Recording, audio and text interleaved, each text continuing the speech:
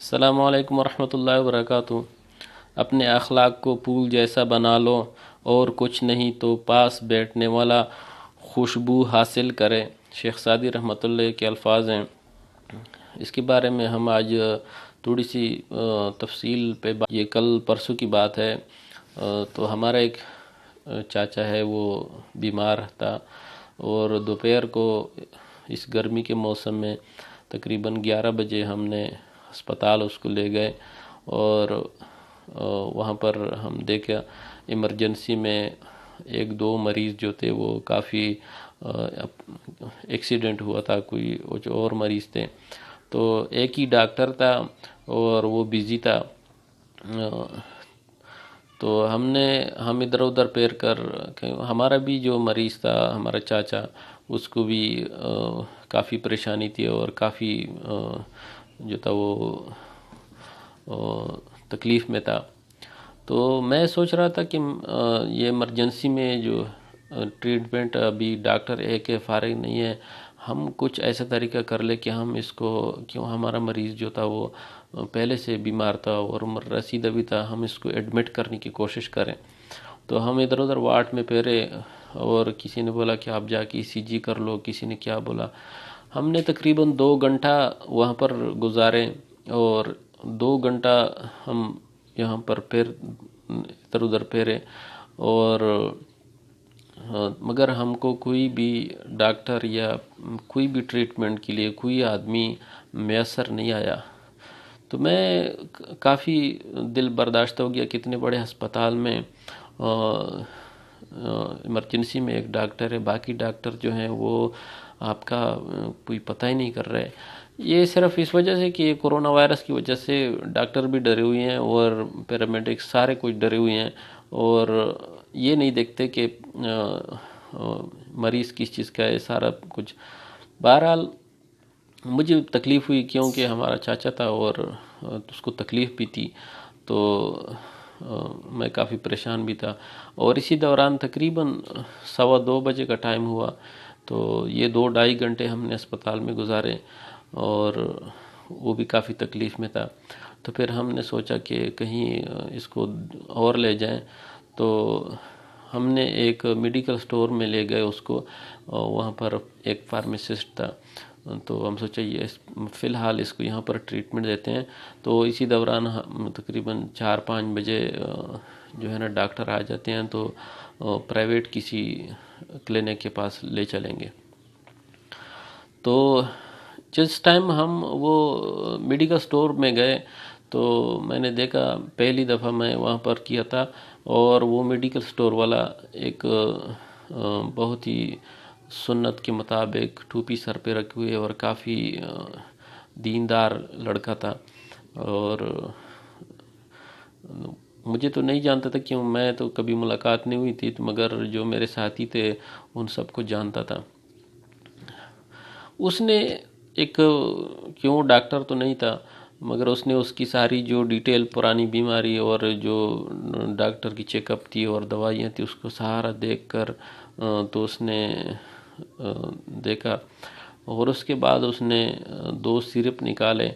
اور 2 سیرپ نکالنے کے بعد اس نے خود اس کو پلائی ہمارے چاچے کو، اور کیوں ہمارے چاچے کا ہاضمہ نہیں ہوتا تھا اور اس کو جو بھی چیز کھاتا تھا وہ واپس آ جاتی تھی۔ تو میں دیکھ رہا ہوں اس کو، اور ساتھ ساتھ میں وہ گپ شپ بھی لگا رہا ہے اس کے ساتھ کافی میٹھے انداز میں، اور اس نے دوائی پلائی اور اس کا جو بلڈ پریشر وغیرہ سارا چیک کیا۔ اس کے بعد وہ کیا کر رہا ہے کہ اس نے جو دوائی پلائی، دوائی پلانے کے بعد میں دیکھ رہا ہوں جس طرح ایک باپ کو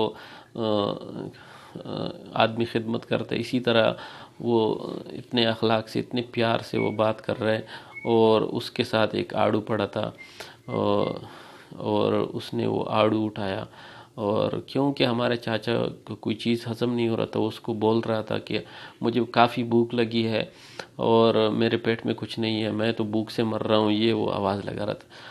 تو اس نے کیا کیا کہ آڑو کو جو ہے نا 2 ٹکڑے کر دیے، اور 2 ٹکڑے کرنے کے بعد وہ ایک ایک ٹکڑا، چھوٹا چھوٹا ٹکڑا بنا بنا کے ہمارے چاچے کے منہ میں دے رہا تھا۔ تو میں حیرت دے کر، میں تو 2-2.5 گھنٹہ جو تھا ہسپتال میں پریشانی سے گزرا تھا، اور میں کافی ڈسہارڈ ہوا اور کافی پریشانی ہوئی تھی کیونکہ میں متحدہ عرب امارات سے ابھی آیا تھا، اور وہاں پر جو حالات ہسپتال ہیں سارا مجھے پتہ ہے کہ کس طرح ٹریٹمنٹ ہوتی ہے، کس طرح انسان کی قدر ہوتی ہے وہاں پر. تو میں یہاں پر اس وجہ سے تھوڑی پریشانی ہوئی مجھے کہ یہ کیا ماجرا ہے. بہرحال وہ جو کچھ بھی تھا، ہمارے ڈاکٹر بھی اچھے ہیں، ایسے نہیں ہیں، میں یہ نہیں بول رہا ہوں کہ اچھے نہیں ہیں، مگر جو وہ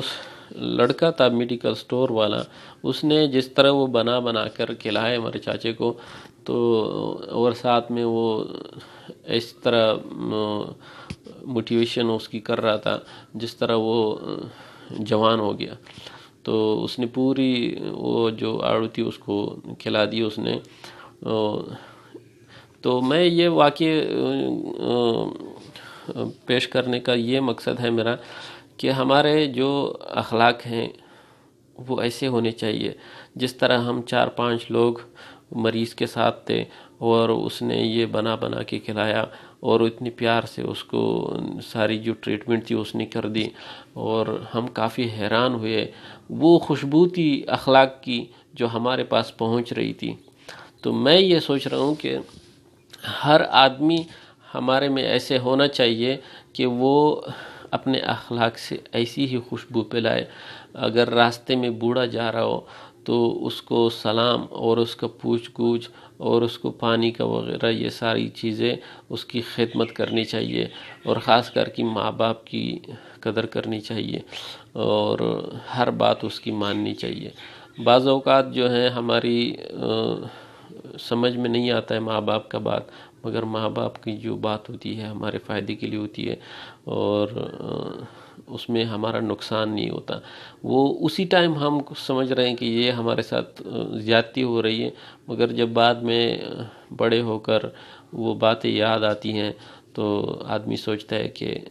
یہ ہماری فائدے کی والی باتیں تھیں. تو یہ ساری بات جو ہے آپ نے سن لی، اور میں امید کرتا ہوں کہ مجھے اس پیرامیڈکس کی اور اس کلینک والی کی جو اخلاق تھی اس نے بہت متاثر کیا. اور ہمیں کوشش کرنا چاہیے کہ ہم مخلوق کے ساتھ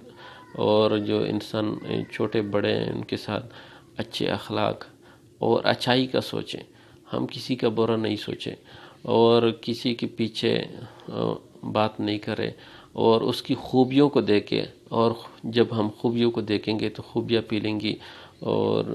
ہماری یہ بات چیت کا مقصد یہ ہے کہ ہم اس دنیا میں ایسی وقت گزاریں کہ کسی کو ناراض نہ ہو، اور یہ ناراضگی، یہ خوشی، یہ ساری چیزیں، یہ سارا جو ہم کریں گے یہ ہمارے اعمال نامے میں لکھا جائے گا،